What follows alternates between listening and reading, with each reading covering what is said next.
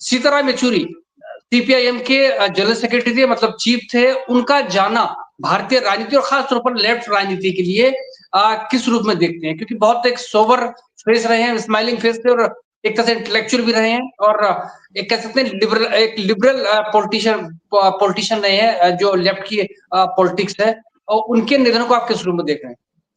देखिए, एक तो सबसे पहले तो बहुत अच्छे इंसान थे। मेरा व्यक्तिगत उनसे काफी मेल जोल रहा एक समय पे। एक तो अच्छे इंसान थे, अच्छे नेता थे, और ये वो नेता थे जिनकी इस समाज को जरूरत है।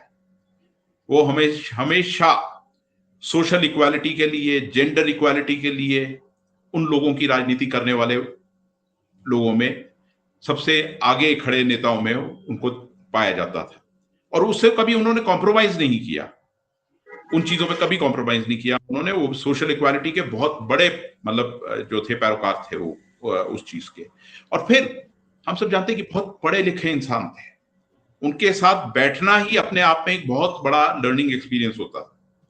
देखिए, लेफ्ट की राजनीति, वो राजनीति देखिए, आज लेफ्ट अगर डाउन भी है तो कल अपस्विंग पे भी आ सकता है। वो तमाम चीजें चलती रहती हैं, फेजेस हैं वो। पर एक अच्छे नेता को खोना, वो एक बहुत बड़ी, मैं कहूंगा, क्षति है इस देश के लिए, इस समाज के लिए, हम सब के लिए। मैं आपको एग्जांपल दूं कि वो कुछ समय पहले की बात है, ये कोई 2005 या 4 या 5 या 6 की ऐसी बात थी। उनका ऑल इंडिया इंस्टीट्यूट में ही ऑपरेशन हुआ था, और उस समय उनके गले का ही ऑपरेशन हुआ था। हाँ जी, सीताराम येचुरी का गले का ही ऑपरेशन हुआ था, शायद पॉलिप था या पता नहीं क्या था। तो डॉक्टर ने उन्हें बातचीत करने से मना कर दिया था। वैसे तो विजिटर्स भी कम अलाउड थे, पर बातचीत करना मना कर दिया था। अब आप ये समझिए कि किसी नेता के लिए बोलना मना कर दिया जाए तो कितनी बड़ी मतलब वो सजा होती है एक नेता के लिए, एक तरह से। पर मैं जब उनको वहां मिलने गया, देखने गया, तो मैं बड़ा हैरान था कि उन्होंने लिख के ये एक मतलब रिक्वेस्ट की थी कि ठीक है, मेरा बोलना मना है, पढ़ना तो मना नहीं है। और दवाएं कम थी, और उनके बेड के साथ किताबों का जो अंबार लगा हुआ था वो अलग था। और फिर उनकी मतलब आप कॉन्ट्रीब्यूशंस देखिए ना, आप मसलों को लोगों तक लेके जाना, समझाना, उसमें बड़े माहिर थे वो। मैं एक समय और आपको याद कराऊं, उनकी उनकी पकड़, जब ये हिंदी के लेखक भीष्म साहनी की मृत्यु हुई थी, तो उन्होंने ही एक प्रोग्राम ऑर्गेनाइज करवाया था कॉन्स्टिट्यूशन क्लब में दिल्ली में, जहां पर भीष्म साहनी की, मुझे आज भी याद है, वो कहानी पढ़ी गई थी, अमृतसर आ गया। क्योंकि हम सब एक कम्युनलिज्म के दौर से गुजरे, तो एक सांकेतिक बहुत जबरदस्त कहानी है वो, जो हमारे मतलब इस जहर के खिलाफ लिखी भीष्म साहनी ने। मतलब वहां उस कहानी को पढ़ा जाना, और फिर उसके बाद उनका व्याख्यान, उन चीजों को एक तरह से बिल्कुल डिकोड करते हुए लोगों तक समझाना, वो मतलब अपने आप में एक एक्सपीरियंस था। तो ऐसे नेता का जाना जो है, मतलब ये है कि आज समाज में वैसे नेता नहीं दिख रहे, बहुत कम लोग ऐसे दिख रहे हैं। और आने वाली पीढ़ी से भी उम्मीद कोई इतनी ज्यादा नहीं है, क्योंकि ये लोग वो लोग थे जो गूगल और सोशल मीडिया की वो नहीं थे। ये लोग किताबें पढ़ते थे, डिबेट करते थे, डिस्कस करते थे, और हमेशा अपने क्रिटिक्स को एक स्पेस देते थे। ये उस राजनीति को मानते थे कि जहां पर, हाँ, this is my point of view, but definitely there is another point of view and that is yours. उसको अकोमोडेट करते थे। ये उस पीढ़ी के नेता थे, और उनका जाना डेफिनेटली मतलब बहुत खरे अखरेगा मतलब आने वाले दिनों।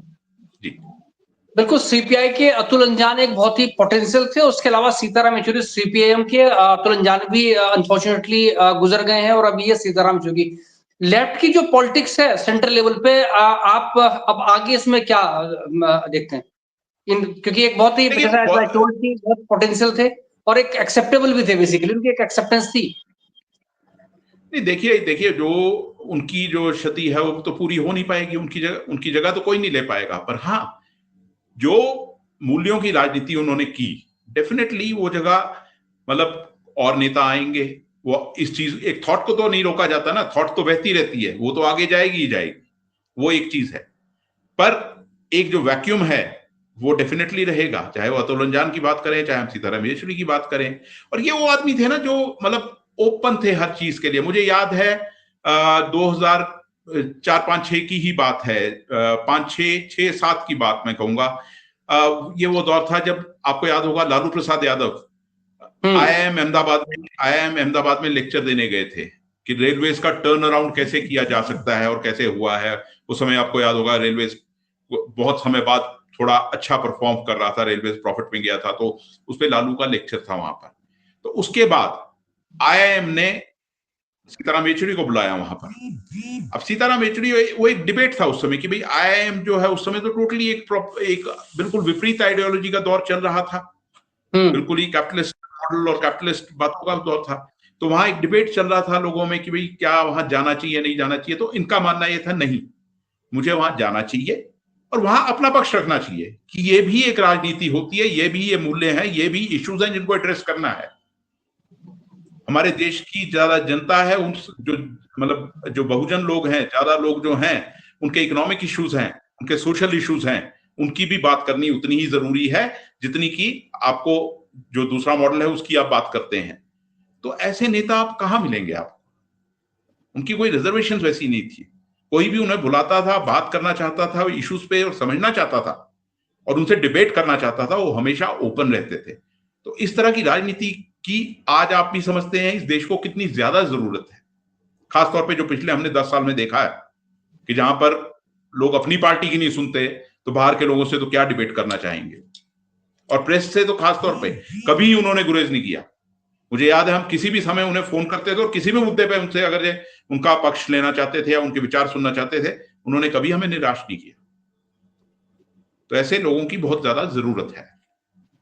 जी बिल्कुल, राजनीति की एक पूरी कह सकते हैं कि वो भी एक पीढ़ी रही है, जो लेफ्ट की पॉलिटिक्स है उसका एक बहुत बड़ा, और आज की कह सकते हैं कि जो आधुनिक राजनीति है उसमें रेलिवेंट बनाए रखने में उनका भी एक बहुत बड़ा योगदान रहा। हालांकि लेफ्ट एक उस विचार पे चलता है, चाहे राइट विंग हो या लेफ्ट हो, सबके अपने अपने विचार हैं। तो उनका जाना यकीनन एक बहुत बड़ी पॉलिटिकल लॉस है, और उसके